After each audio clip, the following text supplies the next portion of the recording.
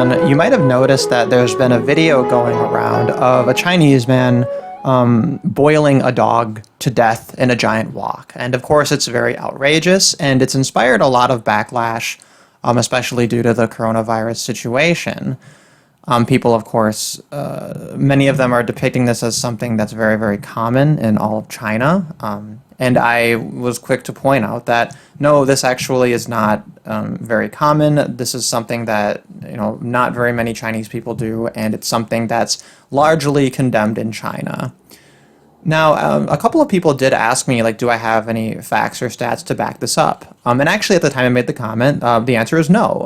That just was my general impression from having lived in China and speaking to other expats about the issue. So I was kind of just going on my general impression and on hearsay, and because of that, I figured this would be something worth looking into.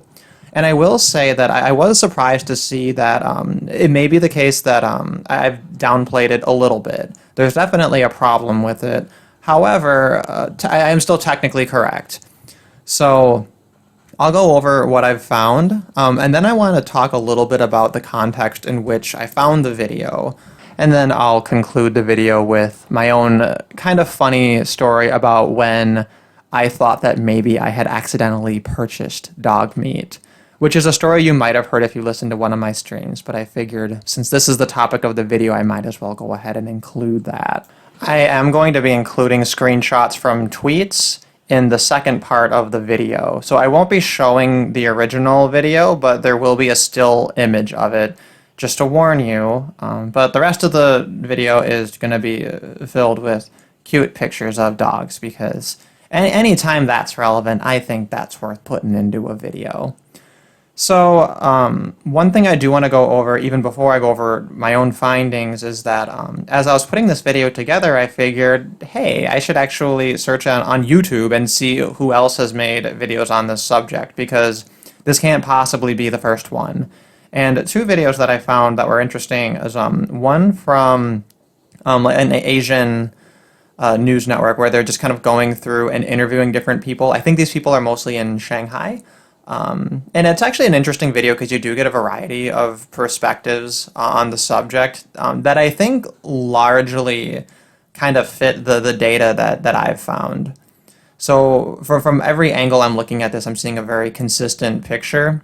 The other video is from a YouTuber called Serpentza, who's probably the most well-known foreign expat living in China who makes videos about China that that are obviously very accessible to people who are Westerners.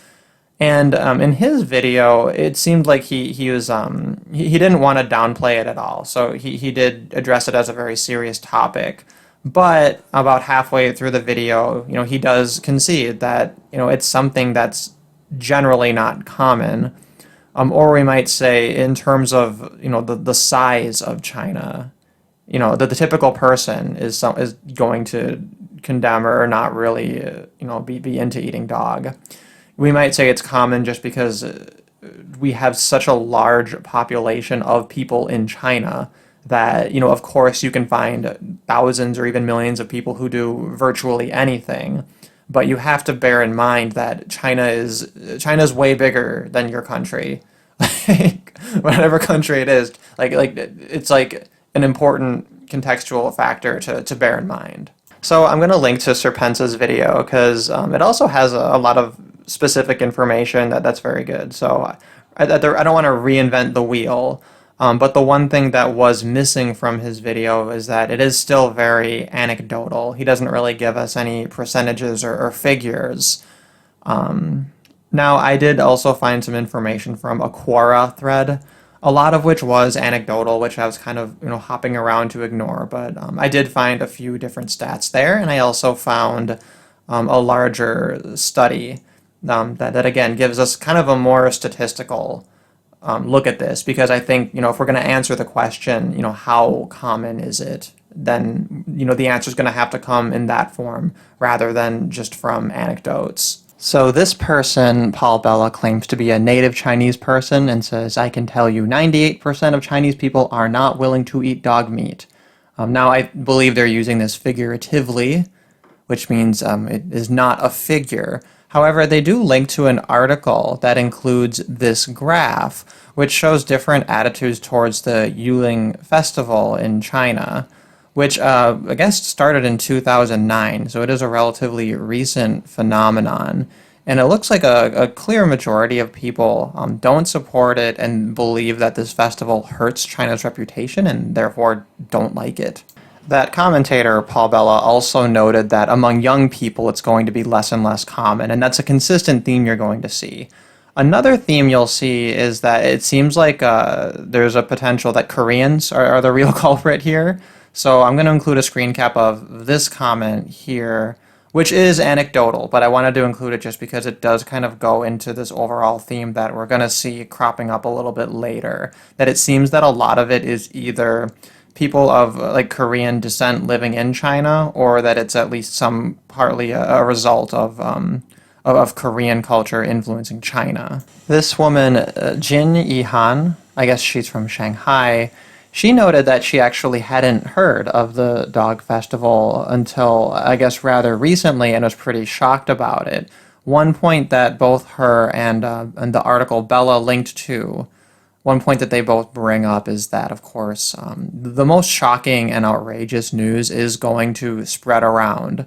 So the general bias is always going to be tilted in favor of promoting this as some sort of very, very common thing. But then she goes on to offer a lot of figures which were all in Chinese, so I can't verify 100% if she's interpreting or translating them well. But she does clarify later on in her comment that 80% of Chinese people do not eat dogs, according to those figures. And it had a fairly large sample size of more than 3,000 people were surveyed between the ages of 18 to 65 in 19 different cities. And the last comment that I'm going to highlight from the ones on that Quora thread, which I'll include all my links in the description so you can check it out as well. But they cite a 2016 survey and come up with the figure of 70% of Chinese people never having eaten dog, and that those that do didn't do it very commonly. It was more for like a special ceremony. So we're still looking at kind of the same general picture. The overwhelming majority don't do this at all. And then if you're going to look for people who are doing this regularly, it's a very, very small percentage of those that have ever eaten dog at all. The last piece of evidence I'm going to present is a 2017 survey called Dog Meat Consumption in China, a survey of the controversial eating habit in 2 cities. So this one had a smaller sample and involved less cities than the one that the woman from Shanghai had referenced, and I'm not sure how this compares to that 2016 survey.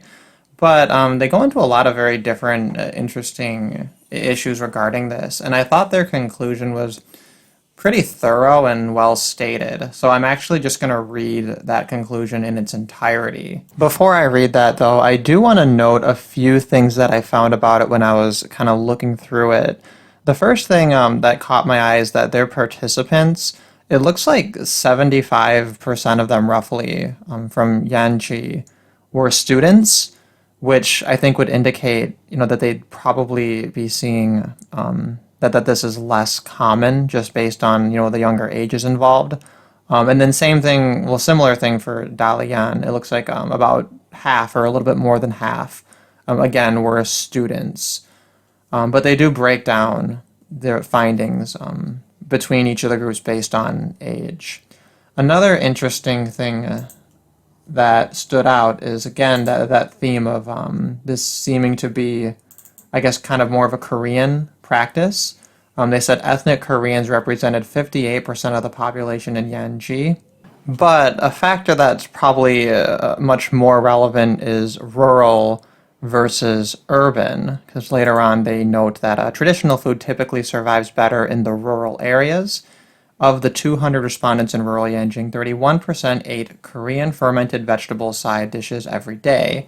Those who ate the side dishes weekly and monthly accounted for 41% and 19% respectively.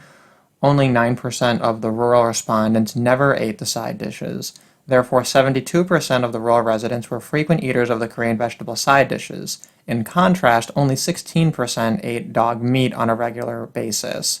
Regular consumption of dog meat was significantly higher in rural Yanji at 16% than in urban Yanji at 7.7%. Their conclusions. The survey results helped highlight several important developments regarding dog meat consumption in China. First, the eating habit continues to exist despite China's rapid urbanization. Second, acceptance of dog meat consumption varies among the people by age, education, ethnicity, and urban-rural residence status in line with Kellert's findings in the 1980s and those of the 2014 Gallup poll in Korea. The fact that dog eating is least popular among the younger respondents confirms to the general perception of dog eating as an eating habit that is losing ground. The future of the dog meat industry does not look good. Third, the study has also confirmed that dog meat is not a mainstream food item. This finding seemed to explain why we failed to locate any official data on the contribution of dog meat sale to Yulin's GDP. The policy implication of this confirmation is that the continuous existence or demise of the dog meat industry has negligible impact on the economy of Yanji or the entire country as a whole. We failed to find any evidence in official reports of any role of the dog meat trade in the national and local economies. Fourth, local subculture can still shape attitudes towards animals. Both Yanji and Dalian had a high urbanization rate. In Yanji, the urbanization rate was 87% in 2014, while the national average was 55%. In Dalian, 91.2% of the residents already lived in the urban areas in 2013. Despite its similar urbanization level, Yanji was a more favorable place for dog meat consumption. The roles of Buddhism and the increasing popularity of vegetarianism in weakening the influence of the subculture have yet to be seen. Finally, the survey results can be of reference value to animal activists who oppose Asian dog meat trade. In China, the decline of dog meat consumption is mostly a result of domestic opposition. A conflict over dog meat consumption is in fact a Chinese civil war between two Chinese groups. This is not a conflict between China and the outside world. With this in mind, international animal advocacy groups can confidently support the Chinese activists without worrying about being accused of imposing Western values on these countries. The bond between humans and companion animals is not Western. It is a transcultural phenomenon. The last thing that I'll note about this survey is that when they broke down their results by education, predictably, the more educated you are, the less likely you are to approve of the practice. That concludes part one. Hopefully, I've satisfactorily answered the question. What I want to move on to discuss now is the context in which I found the clip, which was on Twitter. So their name on Twitter is Racial Consciousness, and they retweeted this saying, "How are you not supposed to feel racist after seeing so many examples just like this?" And what I pointed out is that they're literally retweeting a Chinese person condemning this. So they're presenting this anecdote of this horrible cruelty while simultaneously ignoring the other anecdote of a Chinese person condemning it.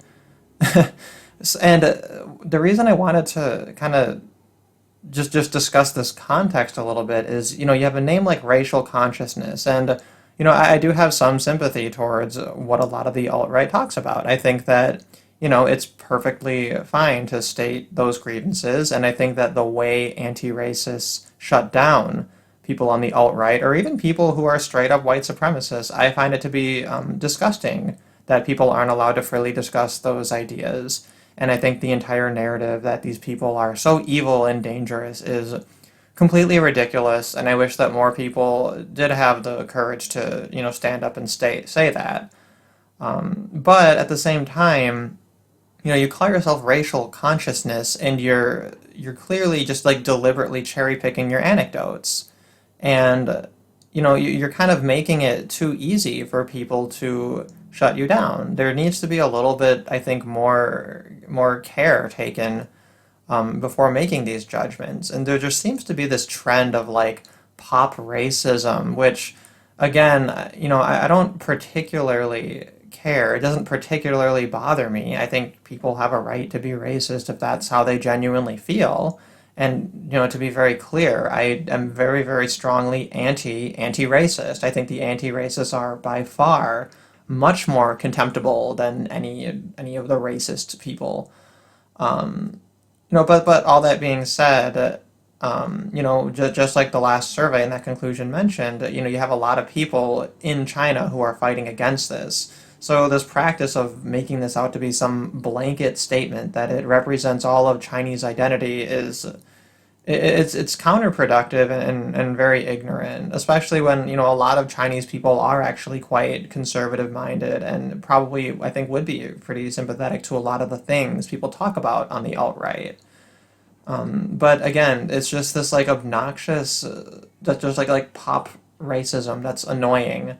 If it's all jokes or whatever, I think that's great. But this seems to be like a very sincere kind of a grievance, and I worry that it's just going to basically give more and more people an excuse to look at the alt right and to just kind of throw the baby out with the bathwater.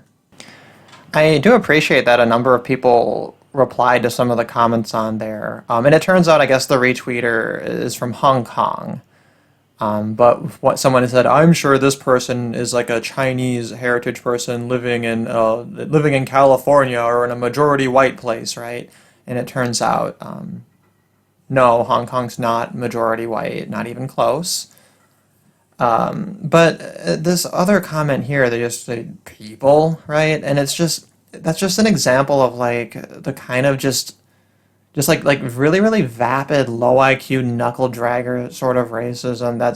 I'm not saying it's like a huge like we shouldn't like be aggrieved about. I'm not clutching any pearls over it. It's just annoying. Like, what does that contribute to the conversation? I do appreciate these other two commentators who, were actually genuinely inquisitive. Like, what do you have any figures?